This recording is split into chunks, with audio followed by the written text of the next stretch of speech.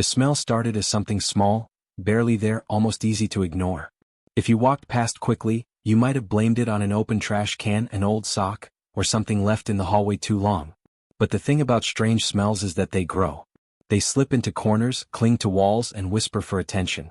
And for Marcus, the man at the center of this unbelievable story, that smell would become the warning he didn't realize he needed. If only he knew where the smell had come from, everything, and I mean everything, would have been different. It began on a quiet Monday morning, the kind of morning where the sun rises slow and heavy, as if even the sky isn't ready for the day. Marcus was getting ready for work, running late as usual, juggling his coffee mug, phone, and half-buttoned shirt while trying to remember where he left his keys. He almost didn't notice it at first. Just a faint, sour hint in the air. He paused, sniffed twice, frowned, and muttered, "What now?" under his breath. Marcus wasn't messy. In fact, he took pride in keeping his apartment clean and peaceful. It was his little escape from the loud world outside. So a strange smell appearing out of nowhere instantly made him uneasy. He followed it for a moment, walking around the living room, checking the kitchen, even lifting the trash lid. Nothing. The smell vanished as quickly as it came, slipping away like a secret. He shrugged it off, grabbed his keys, and rushed out the door. But what he didn't know, what he couldn't have known, was that the smell would be waiting for him when he got back. Stronger. Heavier. And carrying with it the weight of a truth that had been hidden far too long. At work, Marcus tried to shake off the feeling. He told himself it was probably a leftover smell from last night's takeout, or maybe something had spilled behind the fridge. Life was already stressful enough. He didn't need to add mysterious smell to his list of problems. But the human mind is funny like that. Once something catches your attention, it doesn't let go easily. Every time he tried to focus, the thought came back. That smell. And here's where things start to get strange. Later that evening, when Marcus unlocked his apartment door, the smell hit him instantly. This time it was stronger. Not rotten, not dirty, just wrong. Like something that didn't belong there. Something that had moved in without permission. He stood there, frozen. His heartbeat picked up. Most people don't expect danger in their own home. But when something feels off, even a smell can turn comfort into fear. Marcus stepped inside slowly, scanning every corner with careful eyes, trying to figure out what had changed. The lights flickered when he flipped the switch. Another bad sign. He checked every room, opening cabinets, checking behind doors, even peeking under the bed. Still nothing. But the smell kept following him, haunting him with every step. It didn't make sense. He opened the windows, turned on the fan, sprayed air freshener until the room smelled like artificial lavender. The scent helped for a few minutes, but the strange smell crept right through it, chilling his nerves all over again. And that's when he noticed something he had missed earlier. The carpet near his bedroom door looked disturbed. Almost like it had been shifted or pulled slightly. Marcus knelt down, touching the edges. Nothing obvious, but it didn't look the way he remembered. The smell hovered there longer, hanging in the air like a clue waiting to be found. All of this might sound small or harmless, but Marcus wasn't the type to imagine things. Something was wrong. Very wrong. He paced around the apartment for the next hour, trying to figure out what could possibly cause that kind of smell. He checked the bathroom pipes, opened windows wider, emptied the trash again, even though it was already empty from the morning. But no matter what he did, the smell stayed. And here's where the story begins to shift, because Marcus wasn't completely alone in this situation. He had a neighbor, Mrs. Ellington, an older woman who had lived in the building for more than 20 years. She knew every hallway, every creak, every corner of that place. She had seen tenants come and go, relationships fall apart, and secrets accidentally unfold. Sometimes, without even trying, she noticed things that others missed. At around 9 p.m., a knock came at Marcus's door. 3 slow knocks. He hesitated, then opened it. There stood Mrs. Ellington, holding her tiny dog in her arms, her brows raised in concern. "Marcus," she said softly, "have you smelled it yet?" Those 6 words made the hair on the back of his neck stand up. "What do you mean, smelled what?" he asked, trying to sound casual. She didn't answer right away. Instead, she glanced past him into his apartment, almost as if she already knew the smell had reached him. Her voice dropped lower, almost a whisper. "It's been happening for days." Marcus felt his chest tighten. He wanted to ask 1,000 questions, but something about her expression, some mix of worry and warning, made him stay quiet. Mrs. Ellington stepped back, clutching her dog a little tighter. "Just be careful," she said. "Whatever it isn't normal." She turned and walked away before he could respond, leaving Marcus with more questions than answers. The smell lingered behind him, stronger now, as if it had been waiting for this moment. As if it wanted him to know he wasn't imagining anything. Marcus closed the door slowly, his pulse pounding in his ears. A strange smell appearing out of nowhere, carpets shifting, lights flickering, neighbors warning him. Something was happening. Something that had been hidden right under his nose. And the worst part? The smell was getting closer. He could feel it. Marcus took a deep breath and walked toward the hallway again, toward that faint line on the carpet he hadn't been able to stop thinking about. He knelt down, put his hand on the floor. And just when he pressed a little harder, just when he thought he felt something underneath, the lights went out completely. Darkness. Silence. And that smell, now unmistakably strong, surrounded him like a shadow with a heartbeat of its own. What Marcus discovers next will change everything. But before we get into that, there's something you need to understand about the smell. Something even Marcus didn't know yet. And when he finally learns the truth, it'll be too late. For a moment, Marcus didn't move. The darkness felt thicker than usual, like the whole apartment had suddenly swallowed the light instead of simply losing power. His breath echoed louder than the silence around him, and that strange smell, now heavy, bold, almost familiar, wrapped around him like it had been waiting for the lights to go out. He reached into his pocket, hands trembling slightly, and pulled out his phone to use the flashlight. The small beam cut through the dark and landed on the carpet in front of him. The edges still looked slightly raised, the fibers pulled just enough to be noticeable. It didn't look like an accident. It looked like someone had purposely moved it. But who? And why? Marcus stood up slowly, looking around the room as if the thing behind the smell could be hiding in one of the corners. He felt a chill not because the air was cold but because something didn't feel right anymore. His apartment, the one place where he always felt safe, now felt unfamiliar. Almost like it wasn't really his. He walked to the light switch and flipped it a few times, even though he already knew it wouldn't help. The power was out across the entire floor. He could hear faint voices down the hallway, neighbors murmuring, confused and annoyed. But what bothered him wasn't the blackout. Blackouts happened. What bothered him was the timing. The smell had gotten stronger the moment the lights went out.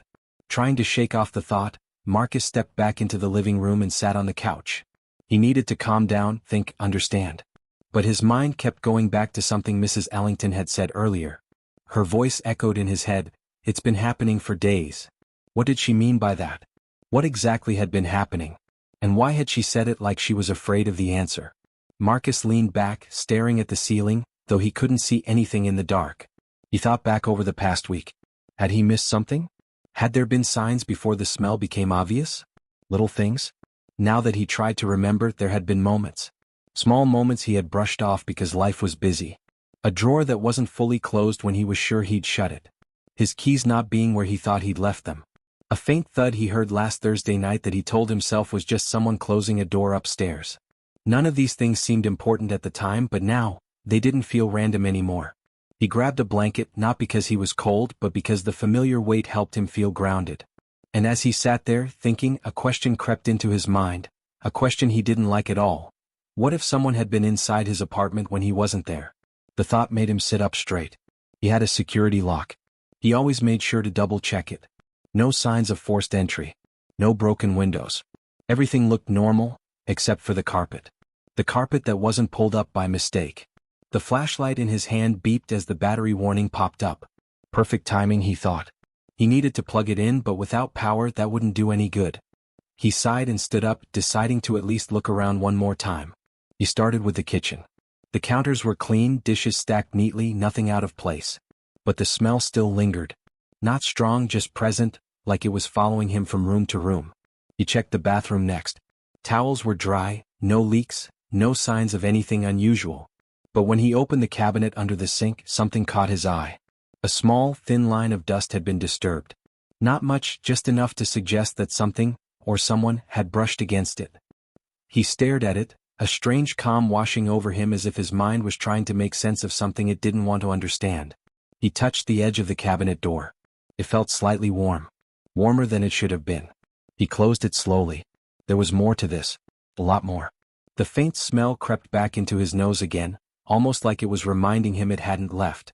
He turned, shining the light around the bathroom carefully. It didn't seem like the smell was coming from here, but he couldn't shake the feeling that every room had something it was hiding. He moved to the bedroom.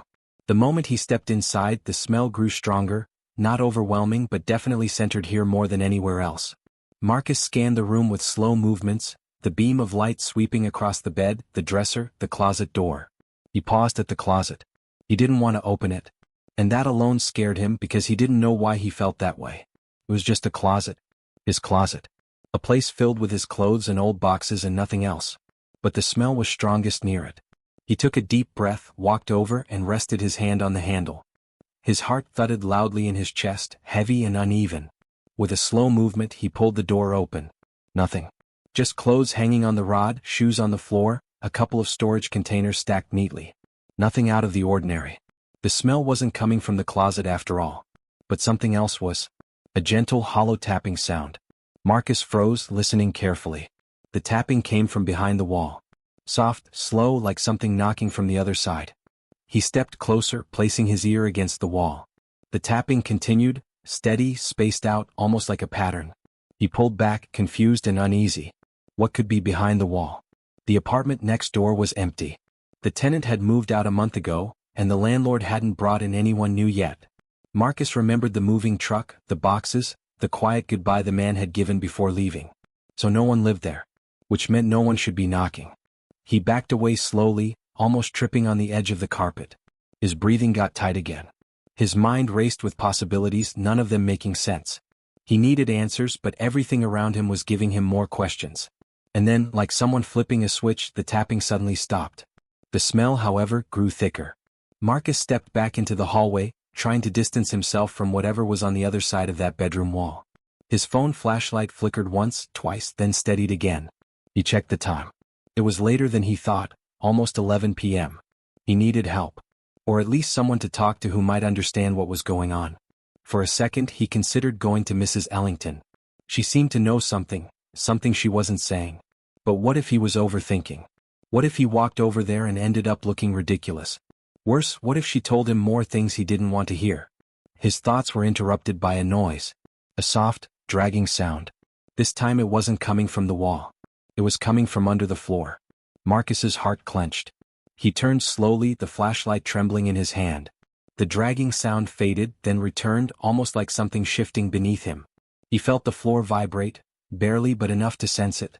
He crouched down, hesitating as the smell intensified. The carpet still looked disturbed, the fibers slightly lifted like they were hiding something. He reached out, put his fingers under the edge. And before he could lift it, something shifted underneath. Marcus jerked his hand back, stumbling to his feet, his pulse racing. He didn't know what was under that carpet. He didn't know what was behind the tapping or the dragging or the cold stillness of the dark. But whatever it was, it wasn't done yet. He stepped backward, unable to look away from that one spot. The smell rose again. The floor vibrated once more. And Marcus finally realized. This had never been about the smell. It was about whatever had caused it. And he was standing right on top of it. The truth was close. Too close. But the night was far from over, and Marcus had no idea how deep this mystery really went. And what happens next will push the story into a place Marcus never expected. Just as the floor beneath him made another faint, unnatural sound, everything changed again. Marcus stayed frozen, staring at the carpet as if it might move again on its own. The faint vibration he had felt a moment ago stopped, but the silence that followed felt heavier than the noise itself.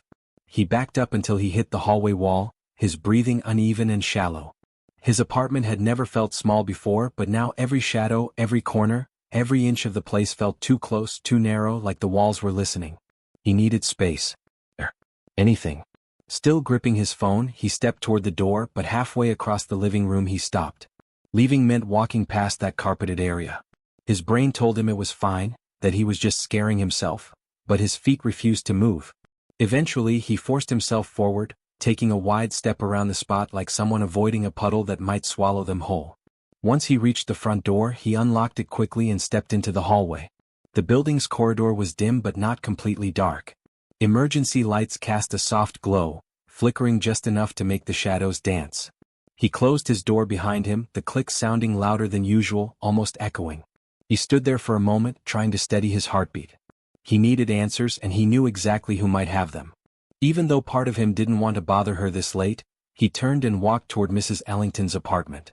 Her door was slightly open, which was strange because she was always careful about locking up. Her dog, Pepper, usually barked when anyone came close, but tonight the hallway was eerily quiet. Marcus hesitated, then knocked gently. "Mrs. Ellington?" "It's me." "Marcus, are you awake?" No answer. He pushed the door a little. It creaked softly, opening another inch. He didn't want to intrude, but something felt off. The lights inside her apartment were on, dim, warm the way she liked them, but the room was empty. The rocking chair near the window was still swaying slightly, as if she had just gotten up moments ago. "Hello?" he called out again. Still nothing.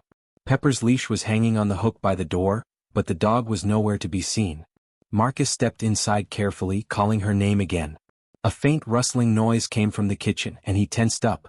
He wasn't prepared to deal with another mystery tonight, but he couldn't ignore it either. He walked to the kitchen doorway and stopped when he saw Pepper sniffing the floor near the counter. The dog looked up at him with big worried eyes, then whined softly. Marcus crouched down, petting her head. "What's wrong, girl? Where's your mom?" Pepper nudged her nose toward the back of the kitchen, toward the pantry door. Marcus looked in that direction and exhaled slowly. The pantry door was slightly open, just like the front door had been. He stood up and walked slowly toward it, his steps making soft sounds against the wooden floor. When he reached the door, he pushed it open gently. Nothing. Just shelves filled with jars, boxes, and neatly organized containers. But Pepper kept staring, tail low, ears folded nervously. It wasn't the pantry itself that scared her, it was something else. Something Marcus couldn't see. He closed the pantry door and petted her again, but Pepper wouldn't calm down. She kept pacing around his legs, glancing at the hallway, then at the door, then back at him. It was like she wanted him to follow her somewhere. Marcus swallowed hard. "Okay, show me." Pepper trotted out of the kitchen and headed toward the hallway, stopping near the bedroom door. Marcus followed slowly. When he reached her, she scratched lightly at the bottom of the door. He turned the knob. The room was empty. But something was wrong. The curtains were fluttering slightly even though the window was closed. A cold draft filled the room, brushing past Marcus like someone whispering by his ear. Pepper growled softly, a low warning rumble that made Marcus's skin prick. He walked toward the window and touched the frame. Cold. Much colder than the rest of the apartment. He pulled the curtains aside just enough to look outside. The view was the same, dark street, distant lights, no one around. He stepped back. That cold draft wasn't coming from the window. He turned slowly, and that's when he saw it, a thin, barely visible line along the wall behind the bed. Crack. Long and crooked, like something had been pushing from the other side. His chest tightened. Another sound echoed faintly, 3 soft taps. Not from under the floor. Not from inside his own apartment this time. From the wall shared between their units.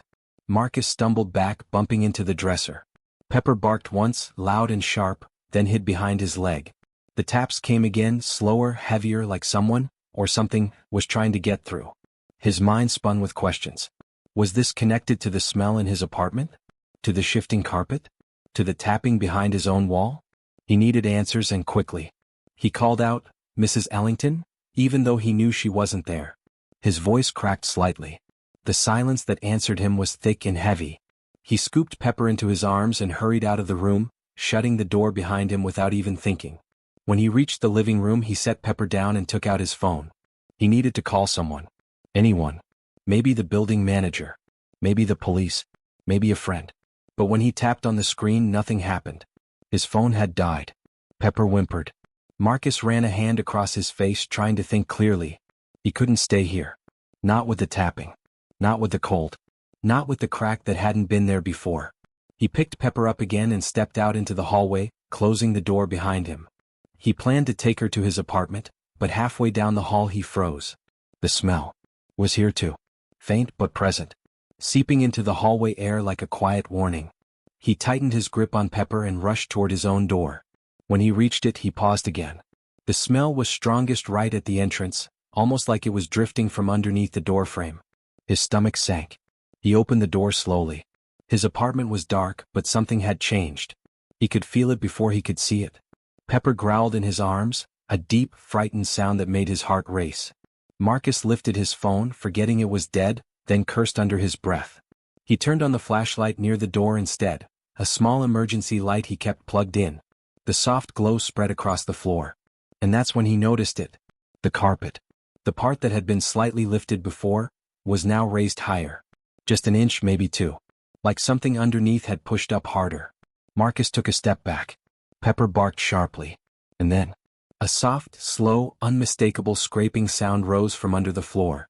Marcus stared, frozen, unable to blink, unable to breathe as the carpet shifted one more time. Whatever was underneath had moved. Again. And this time, it was closer than ever. The smell thickened. The floor trembled. And Marcus realized the mystery was no longer something he could ignore. It was surrounding him.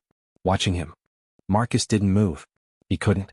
Pepper kept growling low in his arms, her small body trembling as the carpet continued to rise in slow, uneven pulses.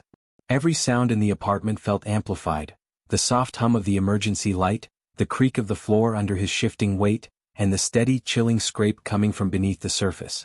He tightened his grip on Pepper and stepped back toward the doorway. The air felt thicker now, almost humid, carrying that strange smell that had started this whole nightmare. Except now it wasn't faint or mysterious. Now it was bold, pushing into his senses like it was announcing itself. He reached for the hallway light switch out of instinct, forgetting the power was still out. His fingers brushed the cold plastic and he suddenly felt a deep urge to get out of his apartment, out of this hallway, out of this building entirely.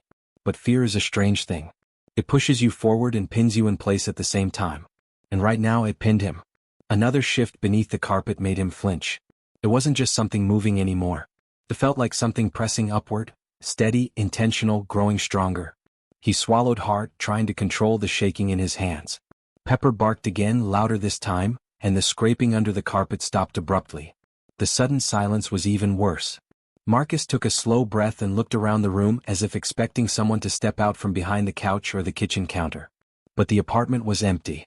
Every shadow looked still, every corner quiet. And yet, he had never felt less alone. He forced himself forward, one careful step at a time, approaching the area where the carpet had lifted. His legs felt unsteady and a cold sweat ran down his back. He crouched slightly, holding the emergency light higher so the glow spread across the floor. From this angle he could see it more clearly. The carpet wasn't lifted randomly. It was lifted in a shape. A line. A curve. Almost like something tracing its way up, slowly. He reached out, then pulled his hand back before touching anything. Fear told him not to get closer. Curiosity told him he already needed to. And somewhere deep inside, another feeling whispered that whatever was underneath already knew he was there. He stood up quickly and backed away again, pressing himself against the wall. His breaths were sharp and uneven. "Okay," he whispered, though he didn't know who he was talking to. "Okay, think." Pepper's growling grew softer, turning into frightened whimpers. He needed help. Real help.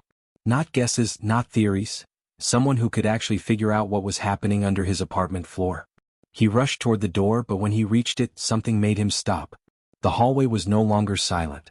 Somewhere in the distance, behind the walls or beneath them, a faint, almost rhythmic, thudding echoed. Slow. Heavy. Like footsteps traveling below the foundation.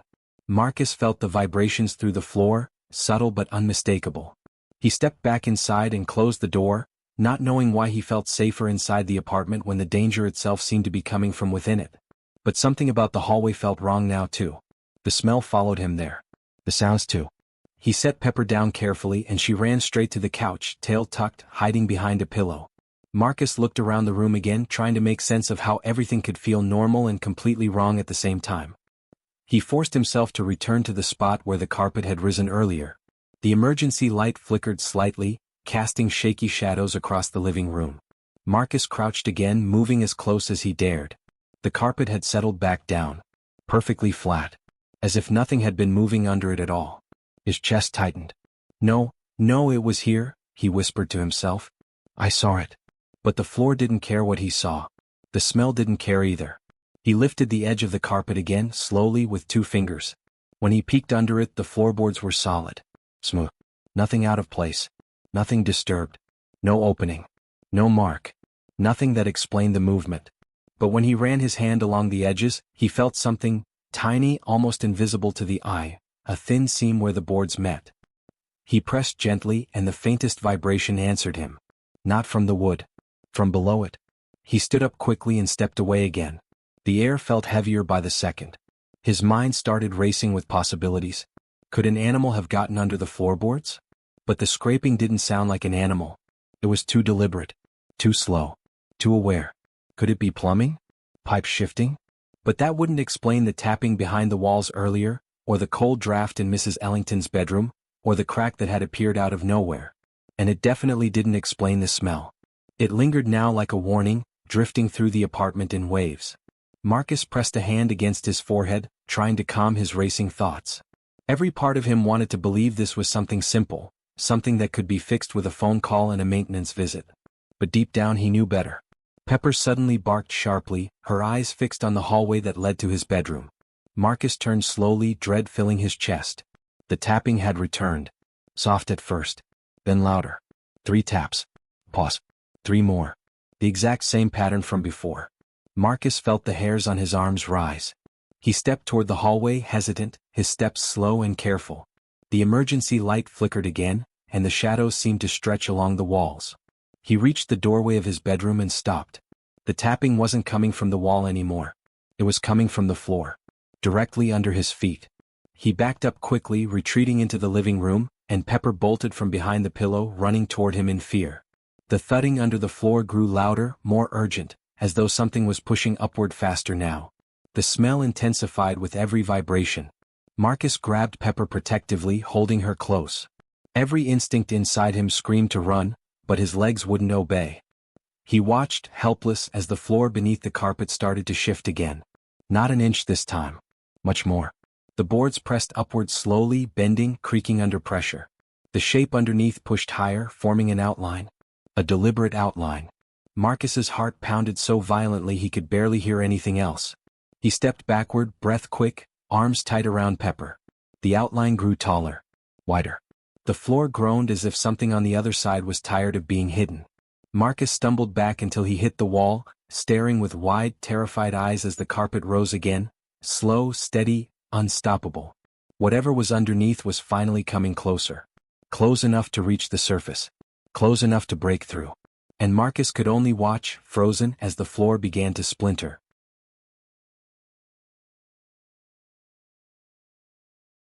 The moment her phone slipped from her hand and hit the floor, the sound echoed through the quiet apartment like a warning. She didn't even bother picking it up. All she could hear were his footsteps coming down the hall and the familiar rhythm of his voice as he spoke to someone, so casual, so calm, like nothing in his life was falling apart. She stood frozen by the kitchen counter, trying to steady her breathing, unsure whether she was angry, terrified, or just exhausted from carrying the weight of a love that kept twisting into something darker. When he appeared in the doorway, he acted like he hadn't just disappeared for hours with no explanation. He walked in with that same half-smile he always used whenever he wanted to charm his way out of trouble. But this time she didn't say a word. She just watched him, and for the first time he seemed uncomfortable under her stare. He kept asking if something was wrong, pretending not to notice the tension in the air, but she could tell he already knew exactly what she had discovered. It was written all over the fake calm in his voice. She didn't confront him yet. Instead, she told him she wasn't feeling well and needed some time alone. He hesitated, maybe sensing the shift, but eventually backed off. As soon as he left the room, she grabbed her phone again and reread the message she'd seen, the one that shattered whatever little trust she had left. It wasn't just a casual conversation or a harmless misunderstanding. The message hinted at something deeper, something he had kept hidden for a long time, something connected to the sudden way he had pulled away after she donated her kidney to him. That night, she couldn't sleep. Every time she closed her eyes, she replayed moments she had ignored, strange phone calls, unexplained meetings, the way he would flinch whenever she mentioned the surgery, the guilt in his eyes whenever she told people she did it out of love. Now it all seemed like pieces of a puzzle that she had never tried to complete. But now those pieces were forcing themselves together. The next day she quietly followed him. She wasn't proud of it, but she needed answers that he clearly wasn't willing to give. He drove across town, far from their neighborhood, and into a part of the city she had never seen him visit. He parked near a small office building with tinted windows. She watched him enter, looking around as if checking whether he was being followed. She stayed hidden inside her car, her heart pounding, waiting, watching, wondering. 20 minutes later, he came out with someone she had never seen before. A woman around his age, dressed professionally, holding a stack of papers. They spoke briefly, the woman's expression serious while he kept rubbing his forehead like he was under pressure. It didn't look romantic. It looked like business. But whatever it wasn't innocent either. When he finally left the building, she snapped a blurry picture from a distance. Not because she wanted proof, but because she needed something solid to hold on to, something that confirmed she wasn't imagining the distance between them. She returned home before he did and tried to act normal. She made tea, sat on the couch and waited. When he walked in looking tired and unsure, she felt the atmosphere shift again. He sensed something but he wasn't ready to ask. She didn't ask either, not yet. The silence between them grew thick, filled with every lie she feared he was hiding. That evening while he was in the shower, his phone buzzed. She didn't touch it, but the screen lit up long enough for her to catch a preview of the message. "We need to finalize the papers before she finds out." The words hit her like a punch. Papers. Finalize. Find out. Her throat tightened. She felt the air leave her lungs. She didn't want to believe it. She didn't want her mind to go where it was going. But how could she ignore it now? He came out of the bathroom humming softly, unaware of the storm building in the room. She watched him, studied him, his movements, the forced ease in his smile, the way he avoided her eyes just a little too long. She wanted to scream. She wanted to demand answers. But she forced herself to stay quiet, knowing that if she pushed too soon, he would simply twist the truth like he always did. So instead she told him she needed to get some air. He offered to come with her but she declined. She grabbed her jacket and stepped outside, the cold air hitting her face like a slap. She walked aimlessly, letting her thoughts crash into each other. The message replayed in her mind until her head hurt. What papers? Why was another woman involved? What exactly was he trying to hide from her?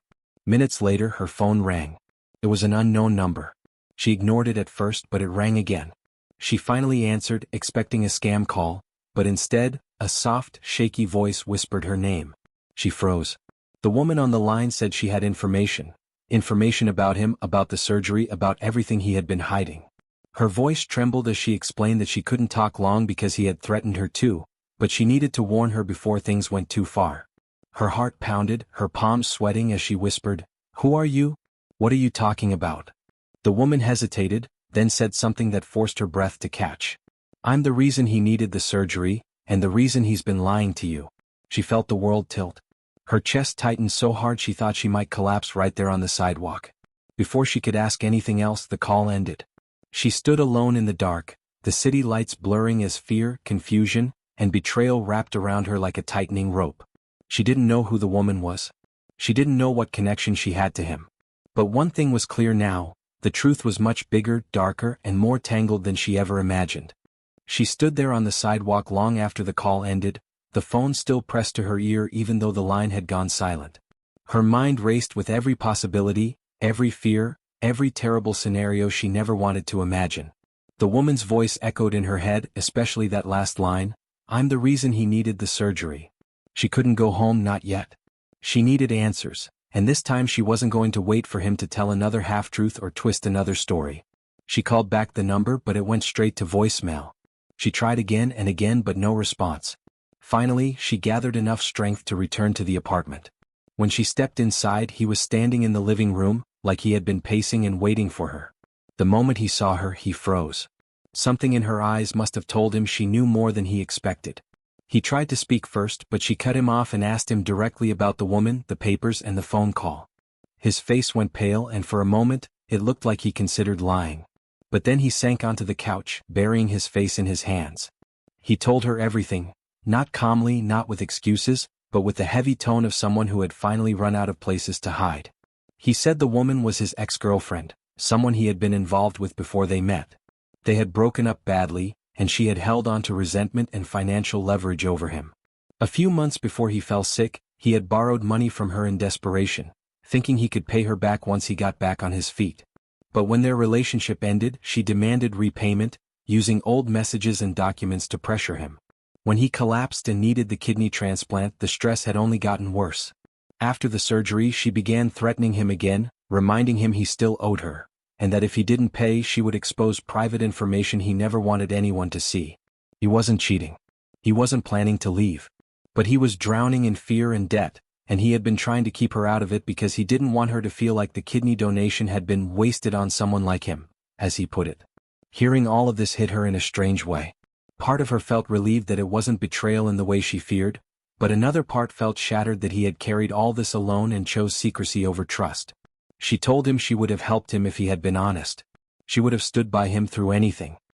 He nodded, tears forming in his eyes, and told her he knew that he had just been too ashamed. But before the air between them could settle, before they could even decide what to do next, her phone buzzed again. It was the same unknown number. She answered immediately, expecting the woman again, but this time the voice was deeper, sharper. A man. He said he was calling on behalf of the same woman and that she had collapsed earlier from a panic attack after making the call.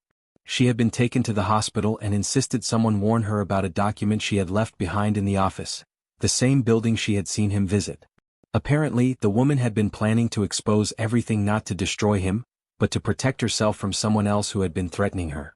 The man told her the documents included financial information, loan contracts, and messages.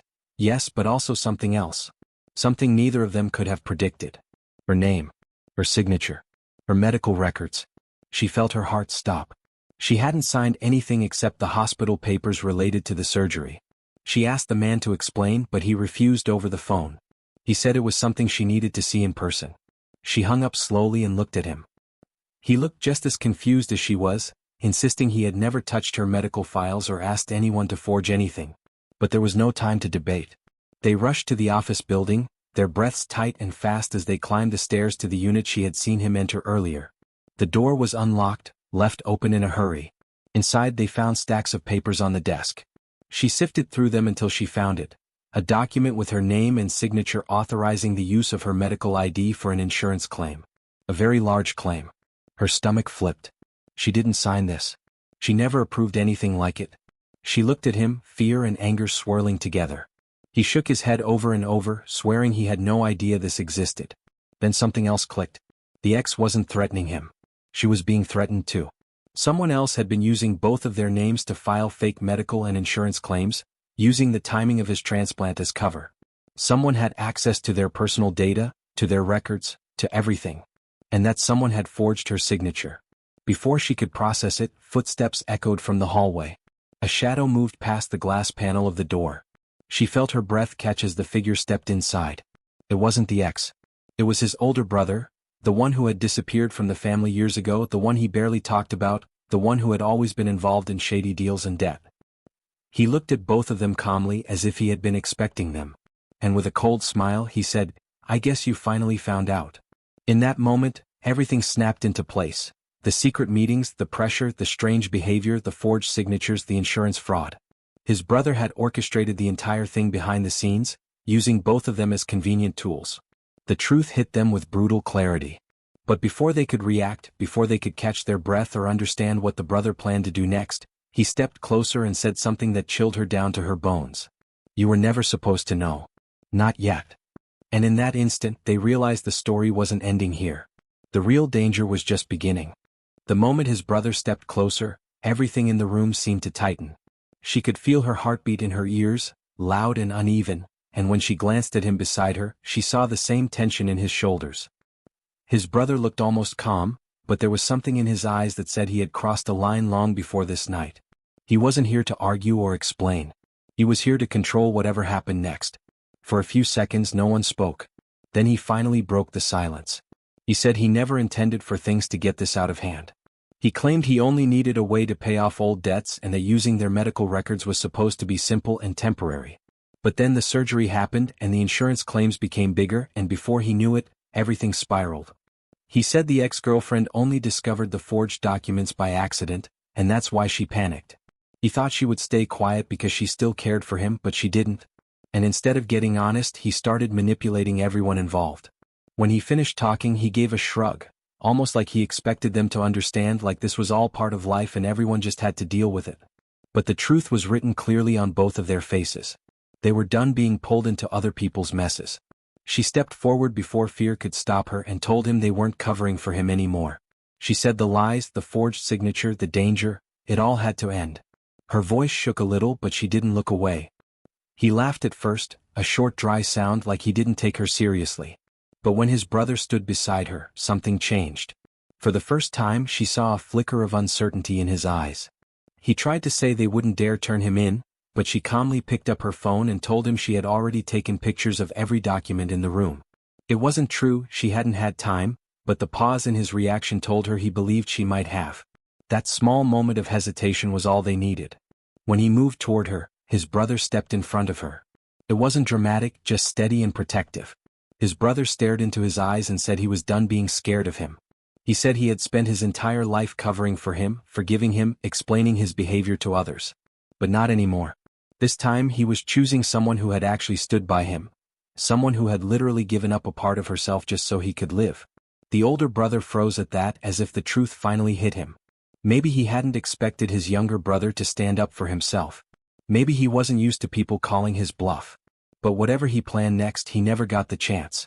The building's security guard, who had heard the raised voices, knocked on the open door and asked if everything was okay. It broke the tension instantly.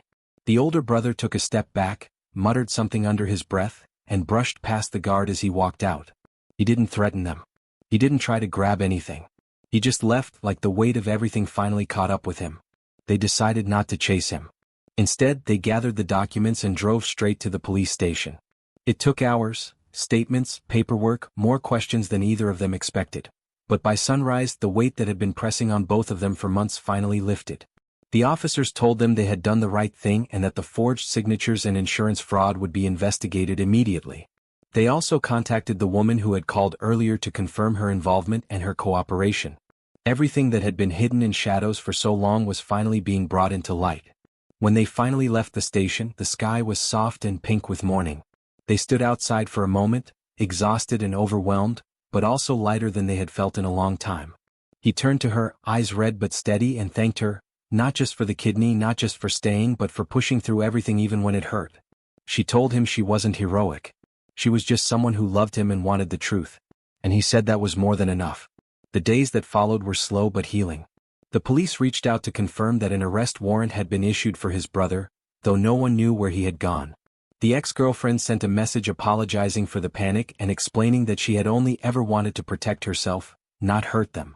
She even returned the money he had borrowed years ago, saying she didn't want anything from him anymore. It wasn't forgiveness, but it was closure. They spent a lot of time talking, really talking, for the first time since everything began. He opened up about the pressure he had been under, how he felt trapped between loyalty and fear, how ashamed he was that she had gotten dragged into all of it. She told him she wasn't angry about the secrets anymore, but she needed to trust that he wouldn't shut her out again. They agreed to rebuild things slowly, with honesty instead of assumptions. Weeks passed and life slowly returned to something close to normal. The smell he had ignored for so long, the metaphorical smell of all the lies, fear, and hidden trouble, was finally gone. The apartment felt lighter. Their conversations felt easier. The guilt and tension that once filled the air had been replaced with something gentler, something more hopeful. One quiet evening, they sat together on the balcony, watching the city lights blink far below. She rested her head on his shoulder and he took a deep breath, the kind of breath people take when they can finally exist without pretending. He told her he didn't deserve her forgiveness, and she told him forgiveness didn't mean forgetting, it meant choosing to move forward anyway. Their journey hadn't been pretty. It had been messy, frightening, and full of heavy choices. But it had also shown them what trust really looked like, how fragile relationships can be, and how strong people can become when they finally face the truth. In the end, the story wasn't really about the documents or the fraud or the secrets.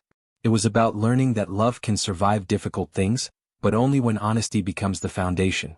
It was about understanding that sometimes people break not because they're weak, but because they're human. And most of all, it was about realizing that healing doesn't come from hiding, it comes from choosing the truth even when the truth scares you. And with the past finally behind them, they were ready to begin again.